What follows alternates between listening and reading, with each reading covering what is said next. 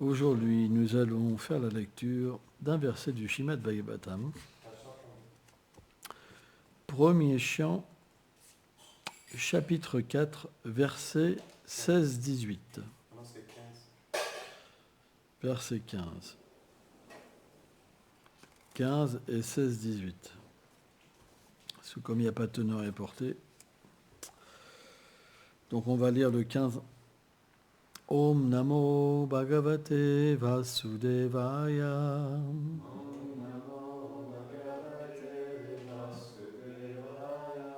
Om Namo Bhagavate Vasudevaya.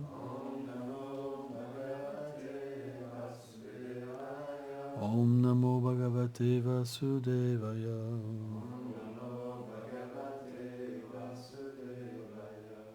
Donc verset 15.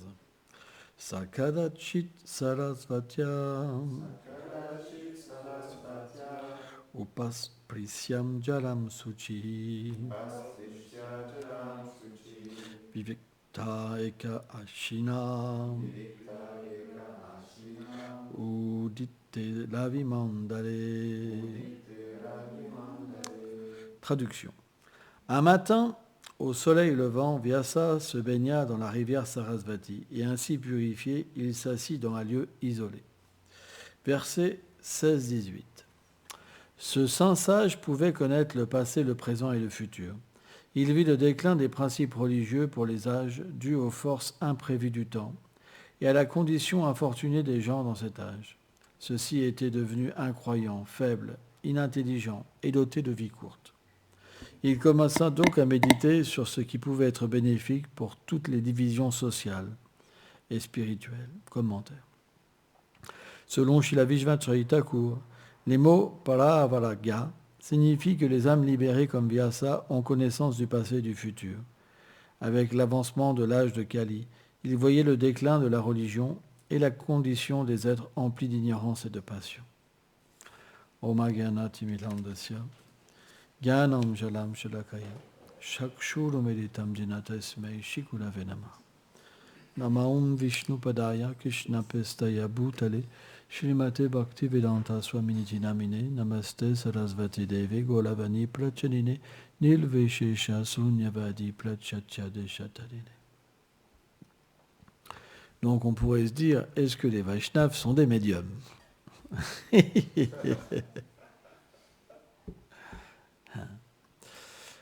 Le principe, c'est qu'un Vaishnava, son cœur est pur. Pur, ça veut dire qu'il peut directement avoir la présence du Seigneur dans son cœur. Il peut parler avec le Seigneur suprême. Et le Seigneur, puisqu'il est dans le cœur de chaque être, puisqu'il est la cause de toutes les causes, et puisqu'il est le créateur, le mainteneur et le destructeur des univers, il peut tout connaître du passé, du présent et du futur de tous les êtres vivants. Donc, naturellement, ce sens de pouvoir connaître le futur vient du Seigneur suprême. Parce que aucun être vivant n'a le pouvoir total. On peut avoir un certain pouvoir de vision, de ressentir des choses, mais on ne peut pas ressentir tout ce qui se passe dans l'univers. C'est pas possible. Par exemple, les scientifiques, Prabhupada souvent donné cet exemple, qui vont vous prédire ce qui se passe il y a 15 milliards d'années, parfaitement, mais vous leur demandez ce qu'ils ont fait au même moment il y a 6 mois, ils sont incapables de vous le dire. Vous comprenez ? Prabhupada prenait cet exemple-là pour faire voir comme c'est absurde de tout. Qu'est-ce qu'on peut savoir véritablement? Donc, c'est une des raisons pourquoi les Védas, donc la connaissance que le Seigneur donne, est considérée comme une mère. Prabhupada prenait souvent cet exemple-là. Pour savoir qui est votre père, vous devez interroger votre mère. Si elle vous ment, alors vous n'aurez pas connaissance de votre véritable père et vous prendrez une autre personne pour votre père. De la même manière, pourquoi les Védas sont considérés comme une mère? Parce qu'elles révèlent l'identité du Seigneur suprême, son nom, sa forme, ses attributs et ses divertissements. Et naturellement, qu'est-ce qui se passe? Quand on connaît toute cette chose du Père, on peut établir une relation. Ce n'est pas possible d'établir une relation avec simplement l'imagination ou une énergie. Puisque le Seigneur est une personne, automatiquement, si on apprend sur cette personne, on apprend sur nous-mêmes, on apprend sur cette relation. Et naturellement, puisque le Seigneur réciproque avec le désir des êtres vivants, alors on devient une âme réalisée. Et quand on devient une âme réalisée, qu'est-ce qui se passe? Le Seigneur peut directement nous parler. Et à partir de là, on peut comprendre le futur. On peut comprendre le passé et on peut comprendre le présent tel qu'il est. Pas simplement selon la vision que nous donnent les trois gunas, l'énergie matérielle, le conditionnement matériel. Mais l'âme libérée, elle peut voir les choses telles qu'elles sont parce que ses yeux sont dénués de contamination matérielle. Donc automatiquement, ça nous amène à comprendre que tant qu'on est une âme conditionnée, on doit naturellement se référer à Guru, Shastra et Sadhu. Guru, pourquoi? Parce que, par exemple, Prabhupada explique une chose qui est intéressante, que je lisais ce matin. Je disais que, en fait, le Seigneur, quand il se manifeste dans la déité, bien que la déité soit de la pierre ou du métal ou du bois, quand le Seigneur se manifeste, ce n'est plus de la pierre, du bois et du métal, mais c'est de la transcendance. L'élément est spiritualisé et le Seigneur se manifeste. De la même manière, le Vaishnava, en étant engagé complètement dans le service de dévotion, ses sens deviennent purifiés, son mental devient purifié, son intelligence devient purifiée, le corps matériel devient purifié. Et Prabhupada explique de la même manière que c'est considéré comme une offense dans le Padma Purana de considérer la déité comme matérielle, c'est aussi une offense de considérer le corps des Vaishnavas comme matériel. Parce que les Vaishnavas, ils sont naturellement dotés d'une relation avec le Seigneur suprême. Et cette relation ne peut pas être matérielle. Elle ne peut être que transcendantale. Pourquoi? Parce que le Seigneur suprême, et c'est quelque chose qui est très important, il ne touche jamais la nature matérielle, son énergie inférieure. Elle reste toujours au-delà du Seigneur suprême. C'est pourquoi, dès qu'on engage quelque chose pour Krishna, l'énergie matérielle devient l'énergie spirituelle. Bhaktivinoda Thakur explique un point important qu'il faut bien comprendre, c'est que Swarup Shakti, l'énergie interne du Seigneur suprême, qui se manifeste en tant que Shrimati Radharani, elle se manifeste sur trois aspects. Un aspect complet dans le monde transcendantal, où le Seigneur se manifeste à travers cette énergie sous la forme de planètes éternelles, d'associés éternels, où il s'expand lui-même en différentes formes. Il se manifeste, donc ça c'est ce qu'on appelle la Chit Shakti, il se manifeste en tant que la Maya Shakti, l'énergie matérielle. Donc cette énergie spirituelle, quand elle devient inversée, pervertie, c'est ce qu'on appelle l'énergie matérielle. C'est pour ça, dans ce monde, tout existe, tout y est, mais inversé. Il n'y a pas de substance. Et elle existe aussi dans une troisième forme, Jiva Shakti, atomique. Quand elle devient atomique, cette énergie, on appelle ça l'âme. Et toutes les âmes, ensemble, forment ce qu'on appelle l'énergie Jiva Shakti, l'énergie marginale. Alors ça, bien sûr, Bhaktivinoda Thakur explique une vérité qui est aussi supérieure, c'est que il y a les associés du Seigneur, mais il y a aussi ceux qui viennent du plan marginal, les âmes marginales. C'est deux catégories d'âmes. On ne va pas rentrer dans le détail, mais c'est important de savoir. Il y en a qui proviennent de Balaram, de Shrimati Radharani, de Mahasankarshan, par exemple, dans différents endroits de l'univers. Et il y en a d'autres qui vont provenir de Mahavishnu. Et ceux-là, en fait, ce sont les âmes qui peuvent venir dans le monde matériel et être conditionnées par la matière. Il faut savoir qu'un associé du Seigneur n'est jamais conditionné par l'énergie externe, matérielle. Quand il vient dans le monde matériel, il devient quelque part illusionné par l'énergie spirituelle. Ça veut dire que c'est pour un divertissement donné. Par exemple, Jai et Vijay sont devenus des démons, mais c'est juste parce que l'énergie spirituelle a fait cette transaction, cette mutation, je ne sais pas comment vous pouvez appeler ça, pour que le Seigneur puisse se divertir et se battre contre des démons. Mais jamais un associé du Seigneur ne peut être conditionné par la matière. Prabhupada explique ça pour le cas d'Arjuna, par exemple, quand Arjuna est champ de bataille, il explique très clairement que c'est pas que Arjuna est sous l'égide de l'énergie illusoire, matérielle, mais sous l'égide de l'énergie spirituelle. Le Seigneur le met dans cette condition pour donner un enseignement. Et ça, c'est quelque chose qui est très important à comprendre. Quand on comprend ça, on ne fait pas d'erreur de penser des choses qui ne sont pas correctes et qui peuvent être même offensants. Quand on pense qu'un dévot, par exemple Sridham pourrait être illusionné, c'est des grandes offenses. Parce que Sridham, il est par exemple une manifestation directe du Seigneur suprême.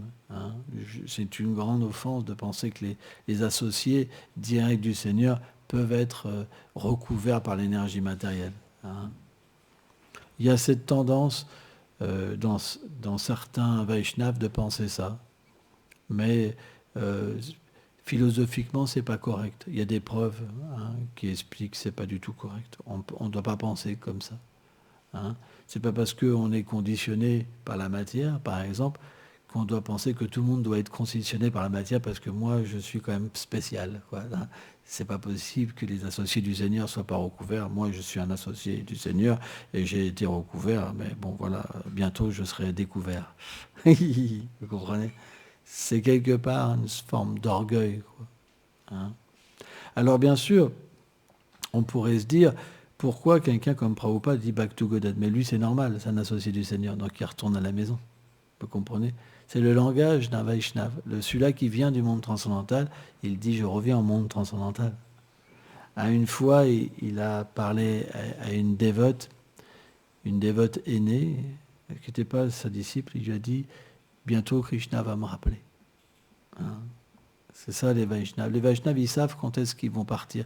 Ils savent qu'ils ne restent pas très longtemps, c'est juste ils ont une mission à faire, soit écrire des livres, soit prêcher en temps, lieu, circonstance, soit simplement être un exemple. Voilà. Il y a même des dévots qui viennent, qui sont des avadutas, qui respectent même pas les règles, qui sont extravagants, par exemple. Mais l'associé du Seigneur, lui, il se reconnaît par les choses qu'il peut révéler. Parce que ce qu'il révèle, c'est extraordinaire. C'est un principe. Ce qu'il fait, c'est extraordinaire, que personne d'autre peut faire. Et c'est à ça qu'on reconnaît un associé du Seigneur. Parce que son pouvoir, il n'est pas le même que les autres. Il a un pouvoir d'écrire, ou un pouvoir de libérer les gens, ou de prêcher, qui est extraordinaire. On voit par exemple des personnages comme Bhaktivedanta Swami Prabhupada. Ils ont accompli des choses que même aujourd'hui, alors que la conscience de Krishna est largement, pas largement, mais répandue, même aujourd'hui, il y a des acharyas qui prêchent de par le monde et qui, même en 20 ans, ils n'ont pas réussi à faire 108 ans comme lui. Vous comprenez ? Donc c'est extraordinaire, c'est vrai, c'est vraiment extraordinaire. Alors que lui, il est arrivé, il n'y avait rien. Mais à ça, c'est le pouvoir que donne le Seigneur suprême. De la même manière, Vyasadeva, il a reçu ce pouvoir. Il a vu, par la miséricorde du Seigneur suprême, ce qui allait devenir dans l'âge de Kali. Dans l'âge de Kali, les gens sont feignants. C'est des feignants. Ils ne veulent pas devenir des âmes réalisées. Ils sont simplement attachés au corps et au lien avec le corps. Et ils pensent que c'est merveilleux alors qu'ils vont mourir dans quelques instants. Ils voient les animaux mourir, les êtres mourir partout, mais ils ne se posent jamais la question pourquoi ils vont mourir. Ils pensent qu'ils vont rester comme ça éternels. Ça, c'est l'âge de Kali. Et l'âge de Kali, c'est l'ignorance profonde, en fait. Les gens, ils mettent, comme Prabhupada disait, les gens mettent en premier les choses temporaires et leur relation avec Krishna en second. Et donc, via ça, en comprenant que les gens seraient faibles, malheureux, avec une intelligence vraiment pitoyable, un mental toujours, ils seront toujours contaminés par le mental et toujours malades, etc. Il a naturellement pensé comment aider ces êtres vivants. Et c'est pour ça que avant, par exemple, chose qui est très rare aujourd'hui, avant, quand les gens allaient au Gurukul, ils entendaient une fois, ils n'avaient pas besoin d'entendre 2 fois les choses. Vous vous rendez compte? Ils pouvaient apprendre sans même avoir de livres. C'est extraordinaire, quoi. Et donc, sachant que l'âge de Kali allait venir, et que cette littérature allait se perdre, parce que aussi l'âge de Kali, ça veut dire l'interprétation. Les gens interprètent. Par exemple, la Bhagavad Gita, Prabhupada disait, il y avait tellement d'éditions de la Bhagavad Gita, mais aucune sont authentiques. Parce qu'ils disent que Krishna, c'est pas une personne, c'est une énergie. Pourtant, Krishna dit, Aham Sava Shapava, c'est moi, c'est moi, c'est moi, c'est moi. C'est moi, c'est moi. Il dit même dans la Bhagavad Gita qu'il est le Seigneur suprême, dont tout émane. Même son aspect du Brahman Paramatma. C'est moi. C'est moi. Mais, comme disait Prabhupada, les crapules, je reprends ces mots, les crapules, eh ben, ils vont interpréter son message. Pourquoi? Pour se mettre au même niveau. En fait, moi aussi, je suis Dieu. Et une fois, sur Internet, c'était incroyable quand même. Je suis tombé sur un yogi. Et j'ai commencé à lire. Et il avait fait une Bhagavad Gita à sa manière. C'est moi qui fais bouger les feuilles des arbres, je suis le vent, je suis tout. Je lui dis, mais c'est pas possible. Il est fou. À ce point-là, ça va à ce point-là. Et on voit ce qui est extraordinaire dans la Bhagavad Gita. Krishna explique que je suis le jeu des trompeurs.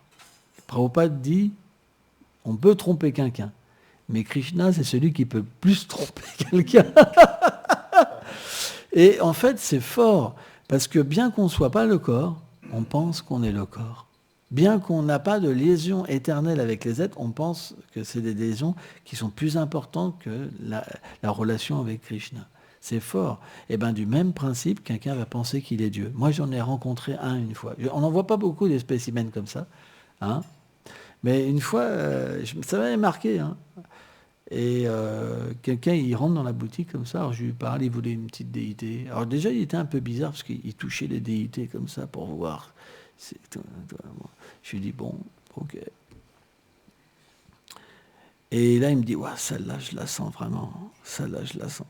J'ai fait, oui, pas de problème. Donc, je lui vends la déité. Et donc, je commence un peu à parler avec lui, tu vois. Je commence un peu à parler avec lui.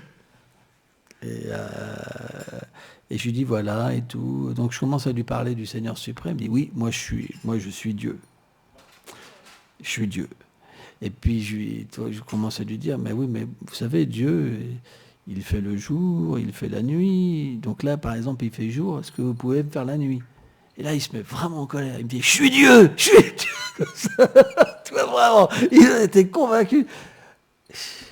Vous comprenez? Personne ne peut devenir Dieu. Dieu est éternellement le Seigneur suprême.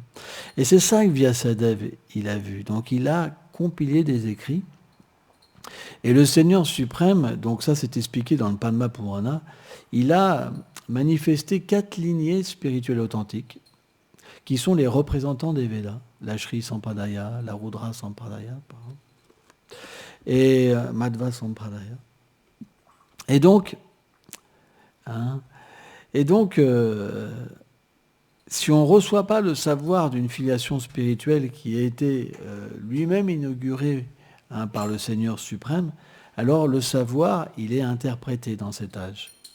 C'est pour ça que le Seigneur, Vyasadeva, a prophétisé toutes ces déviations et a expliqué que si on ne reçoit pas le savoir d'une des 4 filiations spirituelles, alors ce savoir n'a pas de puissance, ni le mantra qu'on reçoit n'a pas de puissance. Il ne permet pas de se réaliser, de réaliser notre lien avec le Seigneur suprême. Et ce qui est vraiment intéressant, c'est que ces 4 lignées-là, elle révèle différentes relations personnelles avec le Seigneur suprême.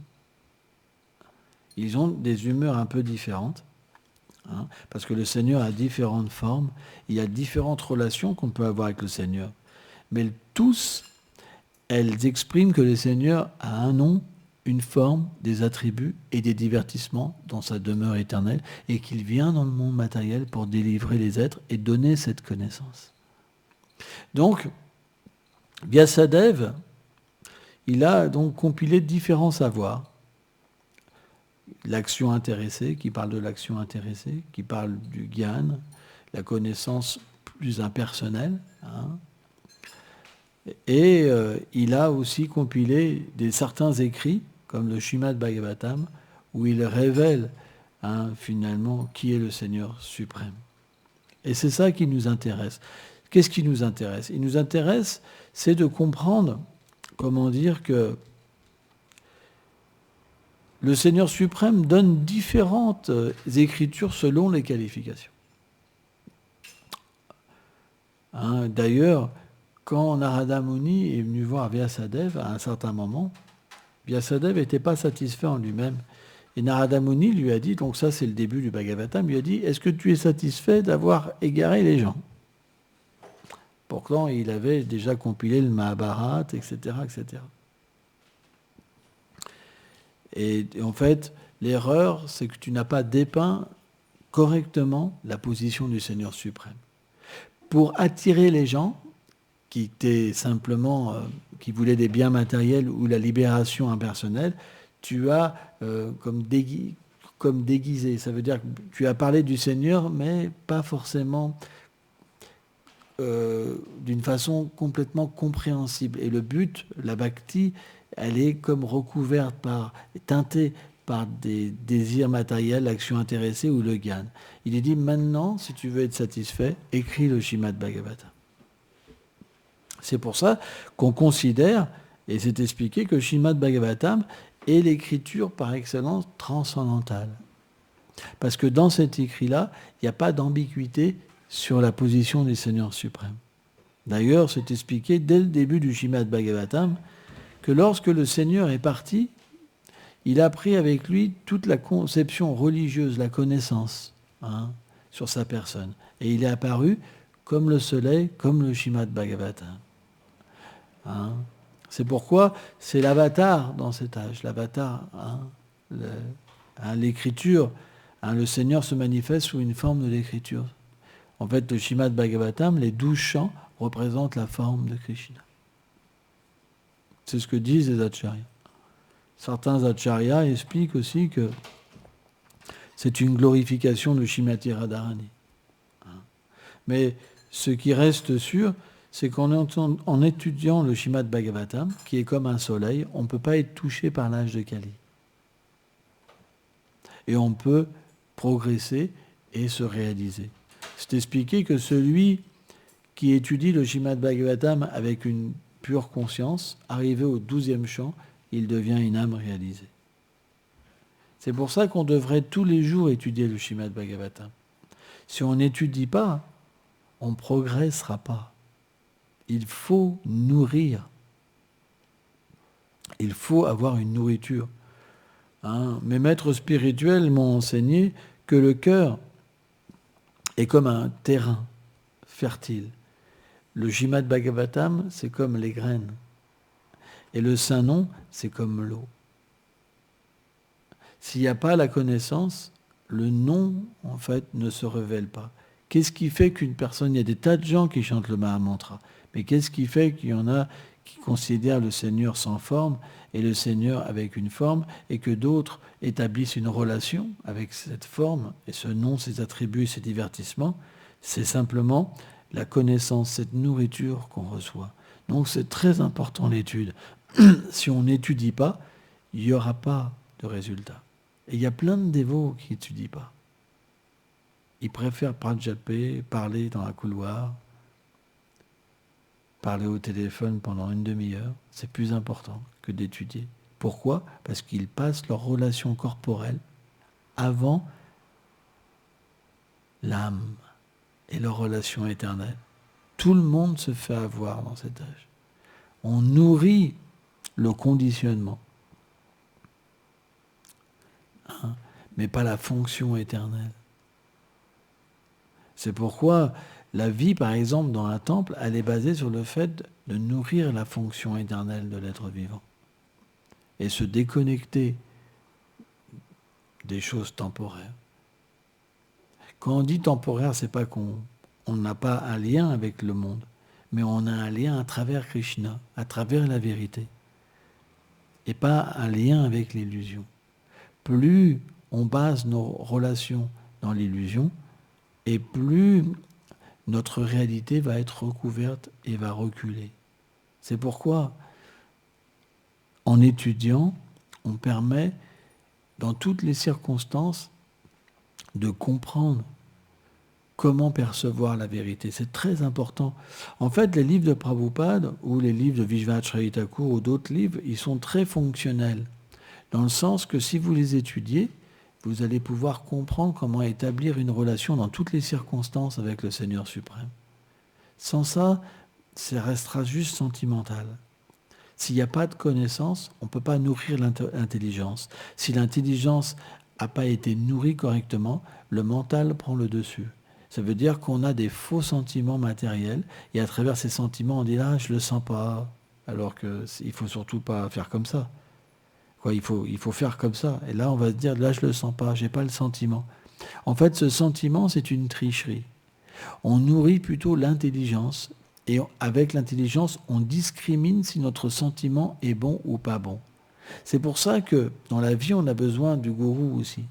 Parce que quand tout va mal, on a besoin d'être dirigé. Quand on ne sait pas comment faire, on a besoin d'être dirigé. Parce qu'à moins d'entendre le Seigneur dans son cœur, on ne peut pas savoir qu'est-ce qui se passe. Et aussi une autre chose, c'est que Krishna, il est réciproque avec l'instruction du maître spirituel. C'est ce que Prabhupada nous apprend. Quand le maître spirituel donne une instruction, le Seigneur réciproque. Et à travers cette instruction, le Seigneur se révèle.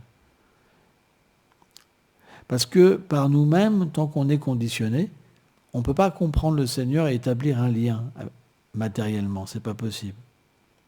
Donc automatiquement, tout ce qu'on peut faire, c'est de l'activité pieuse au maximum, mais pas de la bhakti. La bhakti vient par le fait de recevoir l'instruction et le pouvoir du Vaishnav. Et à partir de là, notre activité va devenir de la bhakti. Ça veut dire qu'elle va graduellement nous purifier et révéler ce lien qu'on a avec le Seigneur suprême. C'est très scientifique. Prabhupada mettait l'accent beaucoup sur le fait que la dévotion, le service de dévotion, c'est une science. Si vous faites un pas correctement, vous avez le résultat qui vient. Vous pouvez le ressentir dans votre vie. Il prenait l'exemple, si vous faites un pas, Krishna en fait 10. Donc quand on agit mal, indépendamment, on ressent qu'on ne progresse pas. C'est un symptôme qu'il y a un problème dans notre façon de vivre. S'il n'y a pas de progrès, il y a un problème. On devrait toujours progresser. Et donc, automatiquement, on doit en trouver la cause. Et parfois, on a besoin d'aide. Merci beaucoup.